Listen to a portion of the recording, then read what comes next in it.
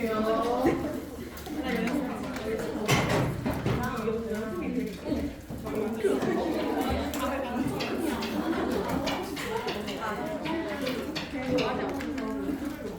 될까요? 네. 불교보도록 하겠습니다. 앞에 있는 유교와 도가 사상의 경우에는 중국에서 기록되어진 제자베타 시대에 나타난 사상이라면 불교는 인도에서 우리에게 전해진 사상이죠. 불교는 이제 석가모니 선생님에 의해서 만들어졌다. 이렇게 얘기할 수 있겠고요. 석가모니는 석가라는 족에서 모니가 깨달음을 얻은 사람이라는 대명사예요. 원래 이름은 고타마 시타르타시고요. 불교가 강조하는 핵심이 뭐냐라고 물어보신다면 선생님은 깨달음을 추구하는 거다 이렇게 얘기할 것 같아요. 깨달음이 우리나라 말이라고 한다면 이걸 한문으로 표현하면 해탈, 열반의 경지다 이렇게 얘기할 수 있을 것 같습니다. 그래서 석가모니가 만드신 불교는 뭐냐라고 물어본다면 깨달음을 추구하는 사상이다, 종교다 이렇게 얘기할 수 있겠습니다. 자, 그러면 이제 구체적으로 왜 깨달음을 얻어야 되며 깨달음을 어떻게 얻고 깨달음은 뭐냐 이거 이제 궁금해야 될 것 같아요. 그러기 위해서 불교가 기본적으로 바라보는 자연, 세계에 대해서 어떤 생각을 가지는지를 살펴보셔야 될 것 같아요. 세계관을 이해하는 게 그 핵심이라고 보시면 될 것 같습니다. 자, 뭐니 해도 불교에서의 메인적인 핵심의 세계관은요, 인연생기설입니다. 예, 우리가 만난 게 인연이다라고 이야기할 때 그 인연이고요, 보통 연기설이라고 줄여서 표현을 하죠. 연기설이라고 줄여서 표현을 합니다. 연기설의 내용은 이렇게 설명할 수 있어요. 세계에 존재하는 모든 것들은 다 따로따로 떨어져서 존재하는 것이 아니라 무수한 원인과 조건의 결과로서 나타나는 거다.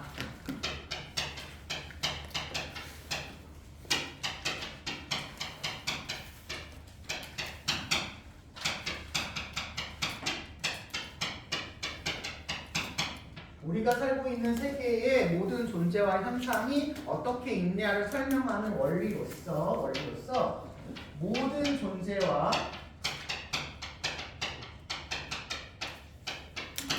현상은 무수한 원인과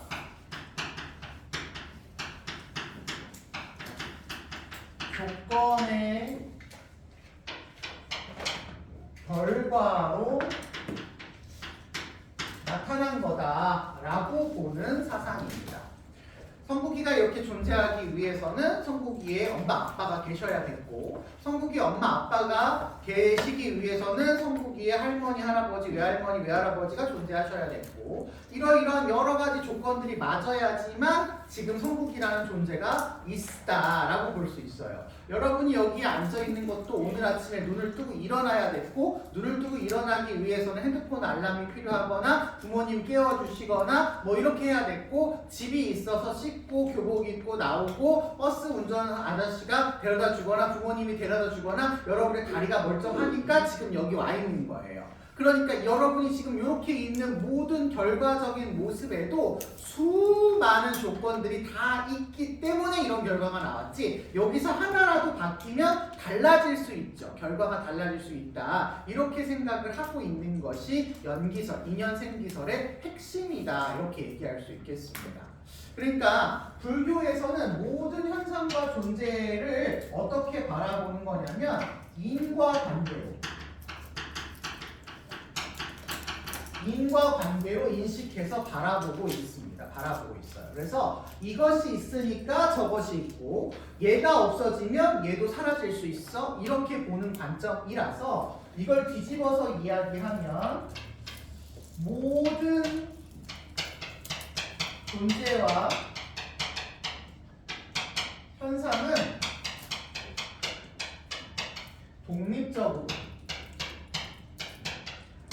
개별적으로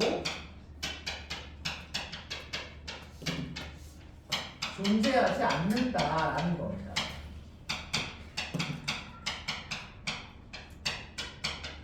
모든 현상은 혼자 존재하는 아이는 없다. 세상에 덩그러니 이렇게 뚝 떨어져 있는 아이는 없다. 뭐든지 원인에 의해서, 조건에 의해서 형성되는 아이인 것이지 그냥 단독적으로 있는 아이는 없다. 뒤집어서 얘기하자면 모든 현상과 존재는 상호 의존적인 관계다.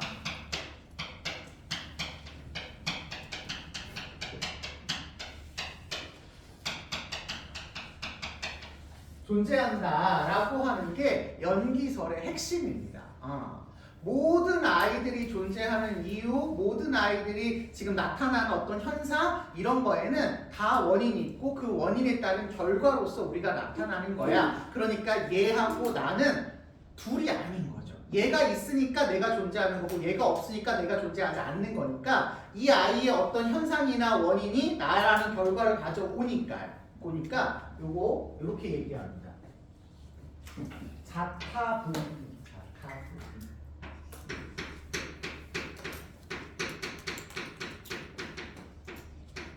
다른 아이와 나는 둘이 아니다라는 뜻입니다.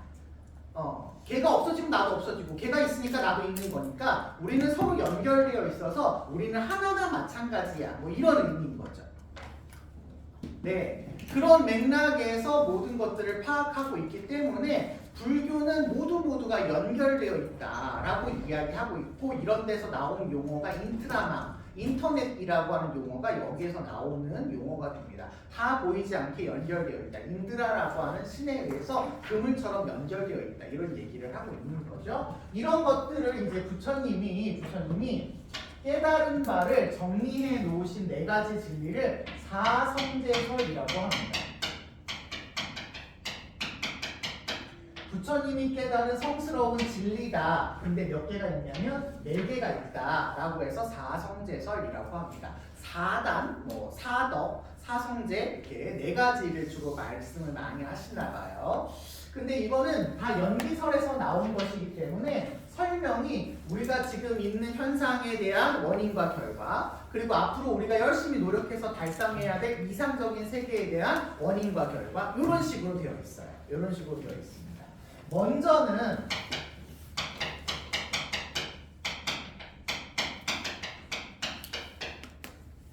결과를 먼저 얘기합니다. 우리가 보통은 원인이 있어서 결과가 있다 이렇게 얘기하지만 실제로 우리가 보는 건 이런 결과인 거죠. 성부기가 있어 라는 결과가 왜 존재하지? 라고 이렇게 탐구하기 때문에 결과 원인으로 이렇게 접근을 하게 됩니다. 석가모니 선생님이 생각한 현실 세계라고 하는 것의 결과는요, 모든 사람이 태어나고 늙고 병들어서 죽는다를 반복하면서 살고 있대요.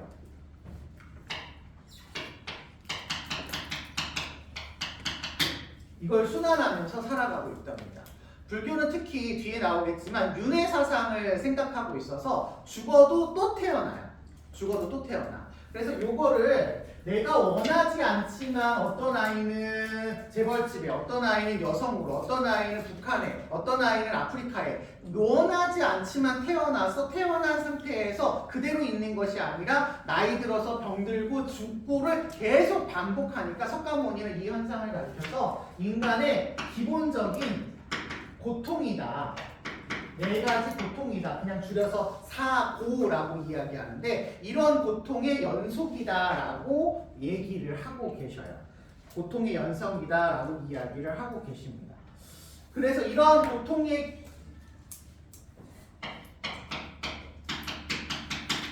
놓여있는 사람은 고통 속에서 살아갈 수밖에 없으니 우리가 살고 있는 세계의 결과는 고통이야 라고 얘기한답니다. 고통이야. 그래서 이거를 뭐라고 부르기도 하냐면 고성제다 이렇게 부르기도 해요.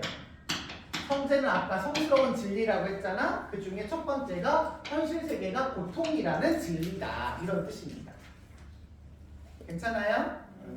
자, 두 번째는 왜 이런 고통이 나타나느냐를 이제 따져봐야 되겠죠. 뭔가 결과가 있으면 항상 그거에 따른 조건, 원인이 존재를 하기 때문에 이러한 조건이 나타나게 되는 이유가 뭐냐?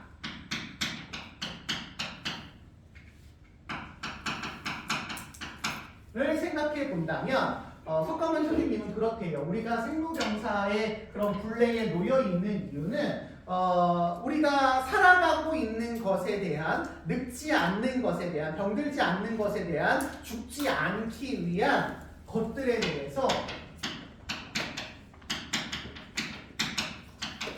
집착하고 있기 때문이다 라고 이야기한답니다. 집착하고 있기 때문이다. 5는 우리 세계를 구성하는 5가지 원리를 이야기하는데요. 색수상행식이라고 해서 이 5가지 원리인데 이걸 자세하게 알 필요는 없고 그냥 세상을 구성하는 5가지 원리다라고 보시면 돼요. 이 원리에 대해서 제대로 깨닫지 못해서 계속해서 태어나서 병들고 늙고 죽는 과정을 연속하는데 여기에 집착을 해서 안 태어나고 싶고 안 늙고 싶고 안 병들고 싶고 안 죽고 싶다는 것으로 인해서 고통이 발생을 하니까 모든 고통의 원인은 집착이야 이렇게 생각을 한다라는 겁니다. 그래서 두 번째 이 성스러운 진리를 집성제, 집제 뭐 이렇게 부르죠. 성자가 반복되니까 그냥 줄여서 집제, 고제 이렇게 부르기도 합니다. 집착 때문이야 라고 얘기해요. 근데 그 집착의 이유가 뭐냐라고 물어본다면 3가지 독성이라고 봅니다. 3가지 독 때문에 그렇대요. 이걸 3독이라고 표현을 하는데요. 탐욕,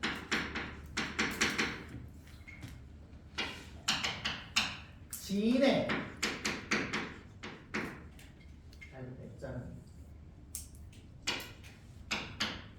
우치, 이렇게 3가지가 인간을 집착해서 고통에 빠지게 하는 독이다 라고 해서 3독이라고 부르는데 줄여서 탐진치라고 합니다. 탐진치, 줄여서 탐진치. 말 그대로 탐욕은 욕구죠. 진해는 성냄입니다. 화내는 거. 그 다음에 우치는 이건 꼭 기억해 주세요. 무지. 혹은 불교에서는 이걸 무명이라고 표현하기도 합니다. 박지 않다라는 뜻인데 무지하다라는 뜻이라고 보시면 돼요. 그러니까 무명은 좋은 거예요. 불교에서는 없애야 되는 거예요. 없애야 되는 거죠. 자, 여기서 중요한 점을 몇 가지 짚고 넘어가려고요. 우리가 유불도를 지금 배우고 있습니다. 지난 시간에 우리 도가 했었죠.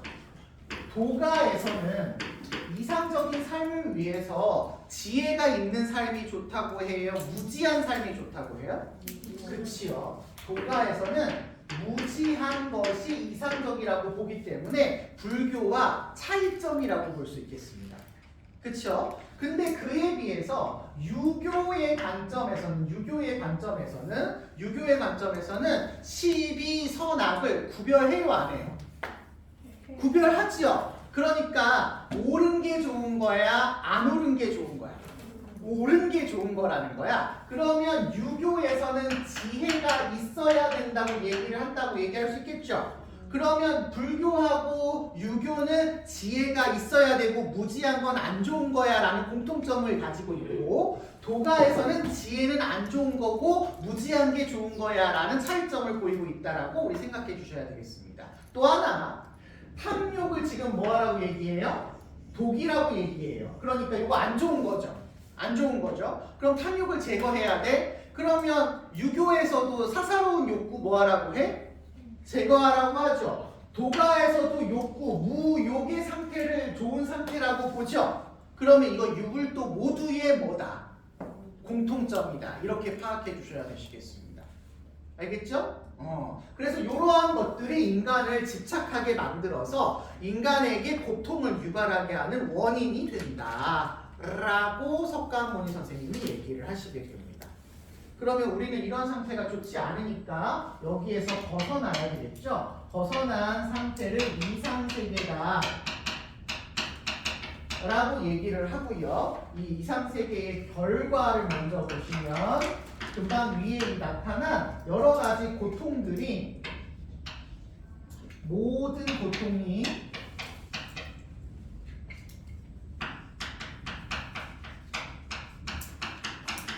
소멸된 상태를 이야기해요. 소멸된 상태. 그래서 이 세 번째의 진리를 가리켜서 멸성제다라고 표현합니다. 고통이 소멸된 상태이기 때문에 멸성제다 이렇게 얘기를 해요. 고통을 소멸시키는 게 이상적이야 라고 보는 거죠. 그랬을 때 이제 진정한 깨달음은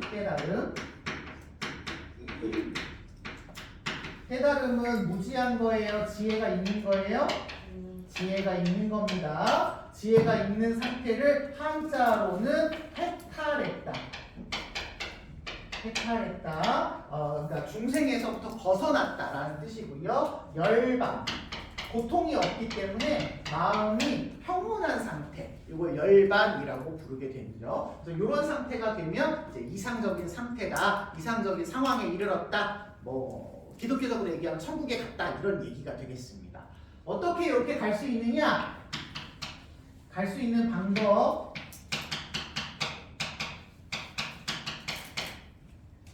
원인이죠.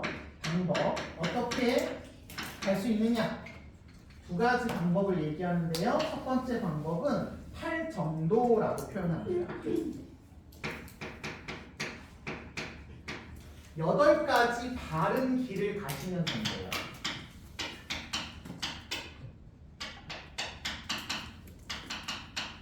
바른 수행을 하시면 된답니다. 8가지인데 바르게 보고, 바르게 말하고, 바르게 듣고, 바르게 생각하고, 바르게 행동하고, 바르게 사유하고, 바르게 수행하고 뭐 이런 8가지를 얘기합니다. 그 바르다라고 하는 거를 어떻게 표현하시냐면 중도라고 표현하기도 해요. 중도라고 표현하기도 하는데 중도는 우리 수특에서 표시하고 넘어갔었던 중용과 같은 맥락입니다. 선생님이 뭐라고 써드렸었냐면 그때 과하지도 않고 부족하지도 않은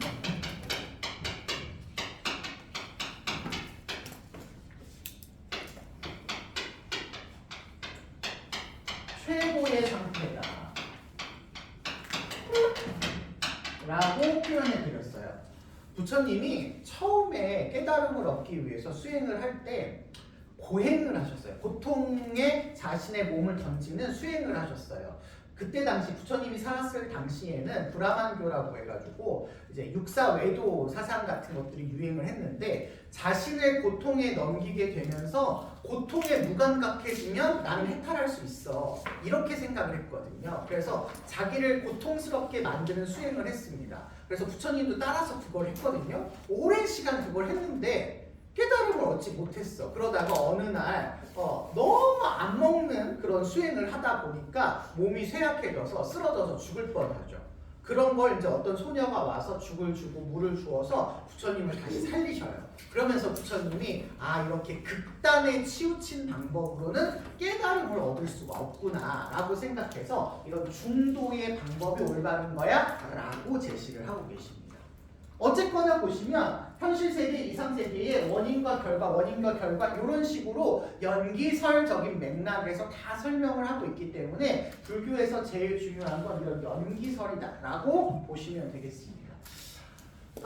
또 하나의 이론을 좀 생각해 보셔야 될 텐데 이거는 머릿속에 막 넣어두셔야 될 건 아니고요.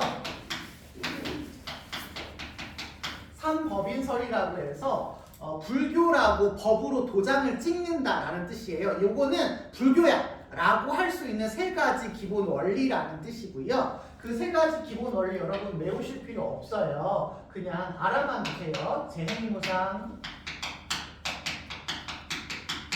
제법무화,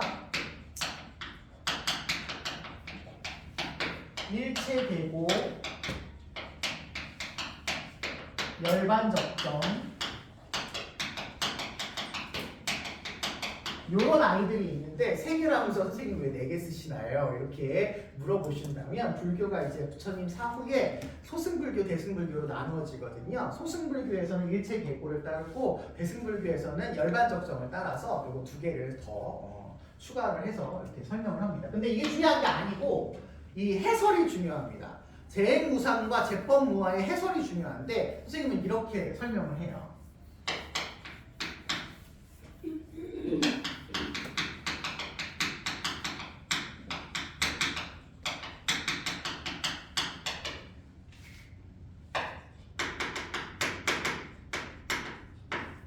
네.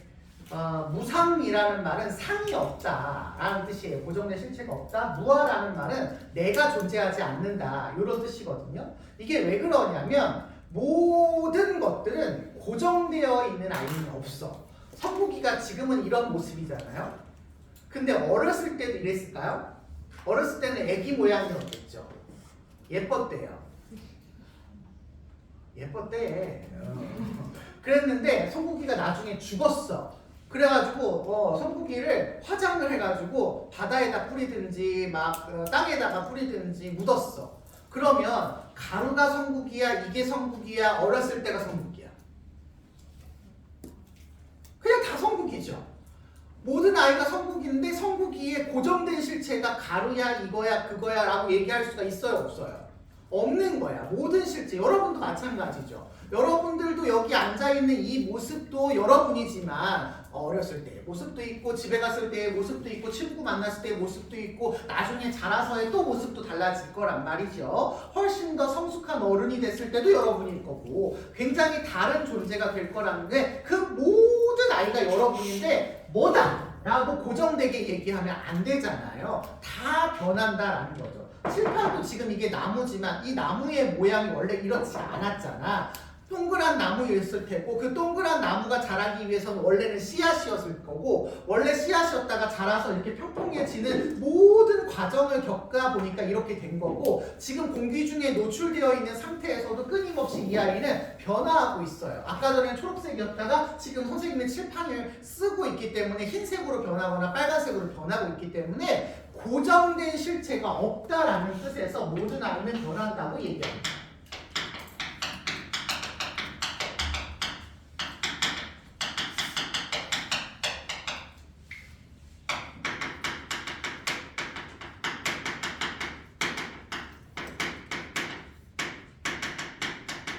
그런데 이런 것들에 대해서 깨달음을 얻지 못한 아이는 안 변하고 싶고 내가 현재를 지금 유지하고 싶고 더 아름다움을 향해서 나아가고 싶다라고 하는 뭐를 일으킨다는 거야. 집착을 일으킨다는 거야. 그래서 그 집착을 통해서 우리의 삶의 결과로서 고통이 나오기 때문에 모든 현상은 깨닫지 못하면 뭐다라고 보는 거냐면 고통이다라고 보는 거고 깨달음을 얻은 사람만 어디에 간다? 열반에 들어간다. 이런 얘기가 되는 겁니다. 아셨죠? 핵심은 요거다라고 생각하시면 될 것 같아요. 알겠지요? 네, 요 의미만 기억해 주세요. 마지막으로 윤회설.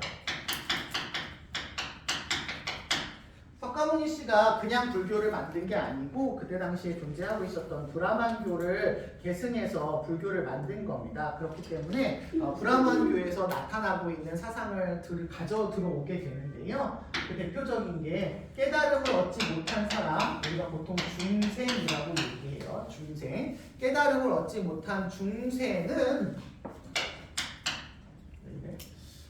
생멸을 반복한다. 왜 이러지?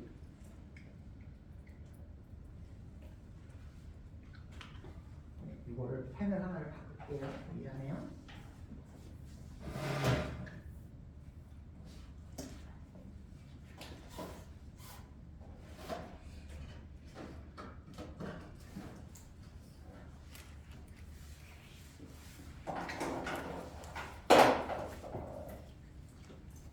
네.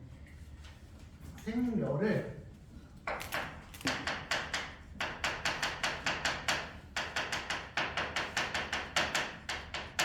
순환한다라는 겁니다. 죽었다 태어났다를 반복한다 이런 거예요. 그러면 뒤집어서 얘기하면 깨달음을 얻은 사람은 윤회해요 안 해요? 윤회해요 안 해요? 안 하는 겁니다. 깨달음을 얻으시면 윤회하지 않아요. 참 지혜를 얻어서 깨달음을 얻으셨다면 더 이상 윤회하지 않아요. 윤회하지 않으니까 뭐가 없는 거냐면 고통이 없는 겁니다. 그러면 윤회를 할 때까지는 계속 인간의 삶은 뭐라고 보셔야 돼요? 고통이라고 보셔야 돼요. 그러면 태어나는 거 고통 맞아요? 틀려요?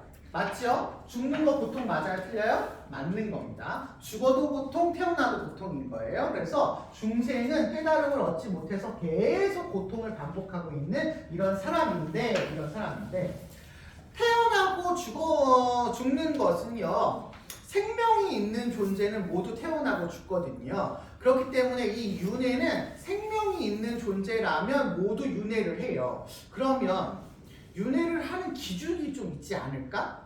누구는 송중기로 태어나고 누구는 강동원으로 태어나고 누구는 성국이로 태어나고 이거 뭔가 기준이 있어야 되지 않을까 싶은 거죠. 그럴 때 불교에서는 뭐라고 이야기하냐면 현세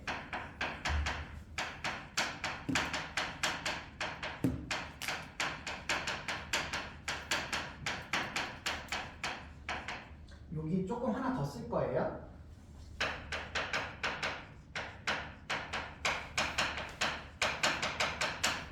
현세의 삶이 원인이 돼서 다음 생을 결정한다 이렇게 얘기를 합니다. 그러려니까 현세의 삶을 잘 살아야 돼, 막 살아야 돼? 잘 살아야죠. 왜 강동원으로 여러분 요즘 예쁜 사람은 누가 예뻐? 누굴 예쁘다고 해야 돼? 여러분이 제일 예쁜가요?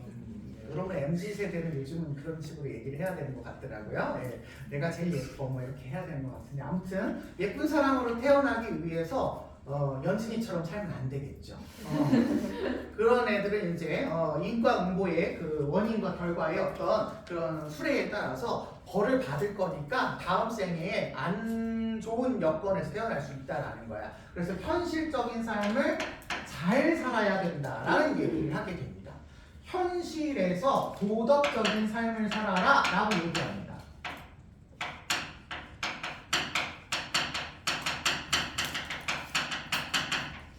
요걸 근데 불교만 얘기하는 게 아니라 누구도 얘기하죠? 도덕적으로 살아라 누구도 얘기해? 유교도 얘기해. 또 누구도 얘기하냐면 도가도 얘기하죠. 도가도 도덕의 의미만 다르죠. 도덕적으로 살으라는 건 똑같죠. 그쵸? 도덕을 도가에서는 자연스러움이라고 보니까 자연스럽게 살아야 된다라고 하는 표현을 도가도 쓰고 있어서 유불도 모두의 공통점이에요. 현실에서 도덕적으로 살아야 된다라고 하는 표현은 유불도 모두의 공통점입니다. 그런데 지금 내세라고 하는 거, 다음의 세상, 죽은 다음의 세상에 대해서 얘기하는 건 누구밖에 안 나와요? 불교밖에 안 나요. 오직 이건 불교만의 얘기입니다. 차이점을 딱 기억해 주셔야 되겠죠. 불교만 내세를 얘기해요. 불교만 내세를 얘기합니다. 괜찮죠? 자, 이렇게 얘기하는 게 이제 그 불교의 메인이다라고 생각해 주시면 되시겠습니다. 자, 그러면 이걸 기준으로 해서 하나씩 인간남부터 살펴보도록 할게요. 2번. 인간을 불교에서는 어떻게 바라보느냐라고 본다면 인간은 태어날 때부터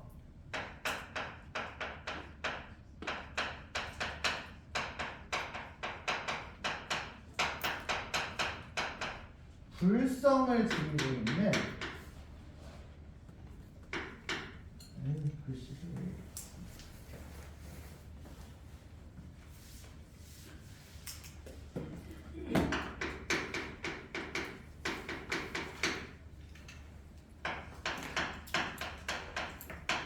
있는 존재로 보는데요. 여기서 불성이라고 하는 아이는 부처님이 될 수 있는 가능성입니다.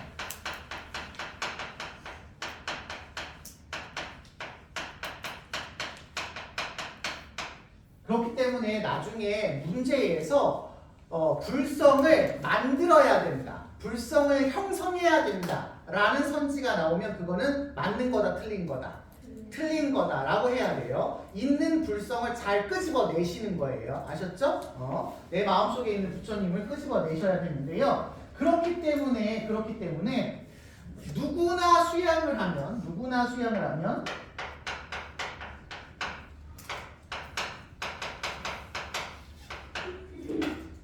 부처님이 될 수 있다, 없다? 있다. 될 수 있는 가능성 자체가 있으니까.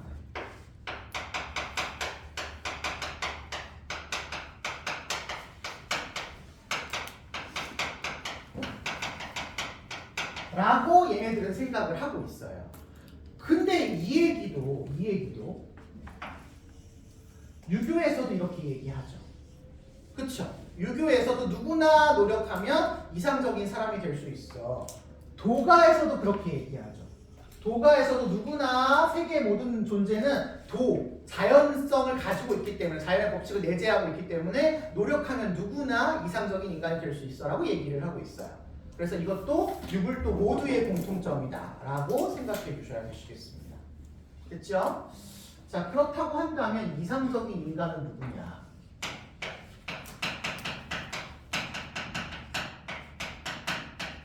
원래 이상적인 인간은 부처님이어야 해요. 부처님이어야 되는데 부처님은 살짝 인간이 아니시죠. 예, 부처님은 신적인 존재이기 때문에 부처님이라고 하기는 조금 애매하고, 우리가 보통은 뭐라고 많이 쓰냐면 대승불교의 영향을 받은 국가에서 보살이라고 많이 씁니다. 보살, 보디사트바, 보살이라는 말을 많이 쓰고 있거든요. 이 보살에 대해서만 조금 생각해 보셔야 될 것 같아요. 이 보살이라고 하는 아이는 바라밀이라고 하는 보살이 해내야 하는 실천을 해야 돼요. 보살이 할 일을 해야 해요. 이걸 보살행이라고 하기도 하고, 인도의 말이 보디사트바인데 그 보디사트바를 한문으로 옮겼을 때 미안합니다. 인도의 말이 파르미타인데 파르미타를 이제 한문으로 옮겼을 때 바라밀이라고 부르기도 해요. 그래서 바라밀이라는 표현을 쓰기도 합니다. 의미 없이 그냥 맥도날드를 한문으로 그냥 비슷하게 쓰는 것처럼 파르미타라는 말을 그냥 한문으로 음사한 거다. 보통 이렇게 표현을 하거든요. 요거를 실천을 하는데 요 내용이 있습니다. 첫 번째가 보살은요, 일단은 자기 자신이 이런 상태에서 벗어나서 이상적인 세계로 갈 수 있는 지혜를 얻으셔야 됩니다. 지혜를 얻는다라고 하는 말을 반야의 수행이다 이렇게 얘기를 해요. 반야. 이거 지혜다 이렇게 생각하시면 되겠습니다.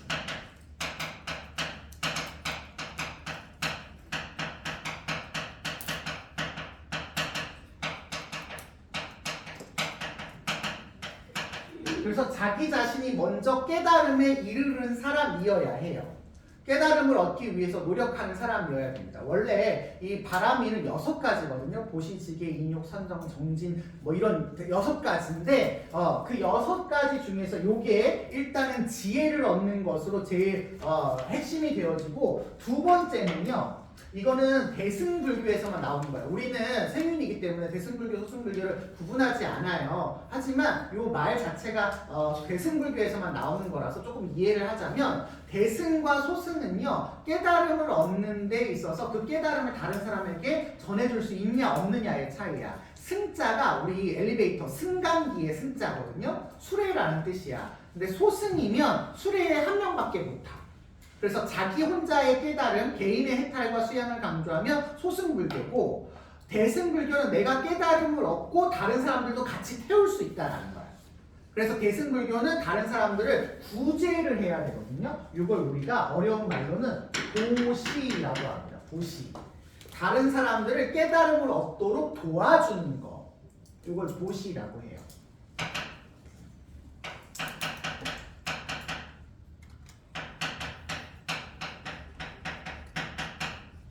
깨달음을 얻도록 도와주어야 됩니다.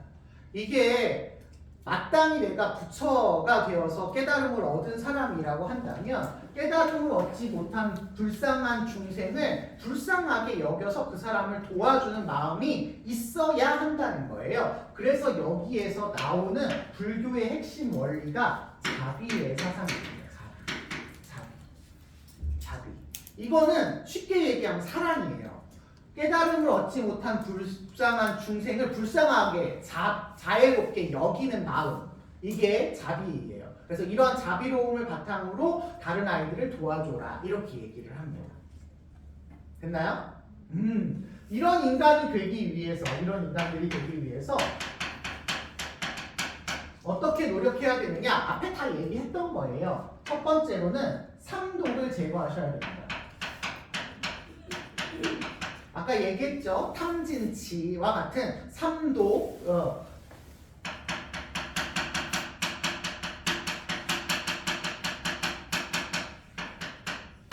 요런 것들을 다 제거를 하셔야 돼요. 이 제거를 위해서 필요한 게 내가 뭘 제거해야 되는지를 잘 알아야 되기 때문에 두 번째로는 3학, 3개의 학문을 수양을 해야 된다고 얘기합니다. 3학이 필요하다고 얘기해요. 3학. 3학을 우리가 보통 개, 정, 해 이렇게 얘기하거든요. 줄여서 개정해라고 얘기하는데 개자가 계율을 지킨다라는 겁니다. 계율을 지킨다라는 뜻이에요. 계율. 스님들은 고기 안 드시죠? 고기 안 드시는 그런 계율이 있어요. 원래 스님들이 기본적으로 지켜야 될 5가지 계율을 5계라고 합니다. 5계. 뭐 불살생, 살생하지 마라. 불투도, 불음적, 분사, 뭐 불음주, 뭐 가무 뭐 이런 것들이 있거든요. 그래서 뭐 그런 어떤 색욕이나 정욕이나 이런 것들이 나오지 못하도록 5가지 계율을 지키는 원칙을 마련해 놓고 있고, 이거 통일신라 시대의 원광법사가 화랑도를 수행하기 위해서 5가지 원칙인 무슨 5개? 화랑도의 기본적인 5가지 계율, 세속오계로 발전시켜서 설명을 하신 거죠. 그래서 어쨌든 깨달음을 얻기 위해서는 계율을 지키셔야 되고요. 두 번째로는 요거 정인데요. 요거 마음의 수양이고요. 참선하는 거라고 생각하시면 돼요. 부처님의 마음을 얻기 위해서 노력하는 거야. 내 마음 속에 있는 부처님을 들여다보는 작용이라고 생각하시면 됩니다. 선생님이 예전에 본 영화 중에 닮아야 놀자라는 영화가 있어요. 이게 원래 다른 데 있었던 건데 그 영화에서 인용을 해서 나오는 건데, 그 조폭들이 이제 경찰의 포위를 피해가지고 산속에 있는 사찰로 숨어 들어갑니다. 그때 이제 스님들이 이 조폭들이 싫잖아요. 그래서 주지 스님한테 이 사람들 받아주지 말고 내보내자 이렇게 얘기하고, 조폭들은 스님 자비로운 마음으로 우리를 도와주세요 막 이렇게 얘기를 해요. 그래서 주지 스님이 너무 곤란하니까 그러면 내가 퀴즈를 낼게, 맞추는 사람의 말을 듣겠어? 이렇게 얘기하시면서 퀴즈를 내시는데, 그 퀴즈가 깨진 항아리를 주고 여기다가 물로 채워라 이거예요. 정답이 있었을까요? 없었을까요? 있었어요. 조폭들은 정말 단순하게 막 쓰레빠나 뭐 바가지나 이런 거 가지고 계속 물을 붓습니다. 근데 계속 물을 부어봤자 깨진 항아리에 물이 차겠어요? 안 차죠? 우리도 마찬가지라는 거야. 우리가 육체라고 하는 이런 것들을 가지고 있어서 우리가 노력을 해봤자 사실은 빠져나간다는 거죠. 빠져나가서 진정한 깨달음에 이르기 어렵다라고 하는데, 나중에 막 옥신각신 막 하다가 조폭 아이들 중에 이제 대장 되시는 박신양 씨가 깨달음을 얻으셨는지 정답을 얘기하십니다. 정답이 뭐였냐면 깨진 항아리 자체를 물에 넣는 거죠. 깨진 항아리 자체를 물에 넣으면 깨진 항아리에 물이 가득 차게 되는 겁니다. 우리의 마음이 깨진 항아리라면 우리의 마음을 그냥 부처님에게 던지는 거예요. 그래서 부처님의 마음과 똑같이 되게끔 노력하는 거, 요거라고 생각하시면 될 것 같고요. 해는 뭐 위에 나왔던 지혜입니다. 지혜. 부처님으로의 깨달음을 얻기 위한 지혜를 구하는 이런 방법을 사용해야 된다라고 얘기하고 있어요. 사실 수양은 요것도 들어가고 뭐 여기도 들어가고 뭐 여기도 들어가고 다 들어가기 때문에 여러분 앞에 다 설명한 거라고 생각하시면 됩니다. 그리고 마지막으로는 시험 문제 안 나오는데요. 이상사회. 그냥 제가 써드리기만 할 거예요. 불국정토. 우리 불국사 할 때 그 불국이에요. 부처님이 다스리는 나라다. 이거 뭐라고 얘기해봤자 시험 문제 나오지도 않고요. 종교적인 것이기 때문에 실제로 시험 문제 나오지 않는 그런 파트라서 그냥 이런 게 있다고만 알아주시면 될 것 같아요. 제가 이걸 굳이 그럼에도 왜 써드렸냐면, 요즘 시험 트렌드에서 간혹 이러이러한 사상은 이상적인 인간을 목표로 수행을 해야 된다고 본다. 뭐 이런 식으로 나와요. 그러면 이상적인 인간이 누군지는 유불도가 다 달라. 다 다르지만 어쨌든 이상적인 인간이 되기 위해 노력하죠. 라는 공통점을 다 가지고 있단 말이야. 이상사회도 다 달라. 대동사회, 소국과민, 불국정토 다 다르지만 어쨌든 이상향을 향해서 나아가고 있는 건 다 똑같아요. 대명사로서. 다 똑같기 때문에 이런 대명사적인 표현이 나왔을 때 이상사회를 제시하나 안 하나 이런 것들로 고민해서 문제를 어렵게 풀지 마시라고. 뭐 예를 들면 나중에 여러분 분배의 원칙들을 제시한 사상가를 배울 텐데 분배의 정의를 실현해야 된다 뭐 이런 얘기가 나와요. 그러면 누가 됐든 분배의 정의를 실현하라고 하겠지 분배의 부정의를 실현하라고 하는 사람은 없을 거란 말이야. 그냥 다 맞는 선지거든요. 근데 이런 것들을 좀 헷갈려 하셔가지고 일부러 그냥 다 써드린 겁니다. 나오지 않지만. 그래서 여기까지를 우리 불교라고 생각해서 알아봐 주시면 될 것 같아요.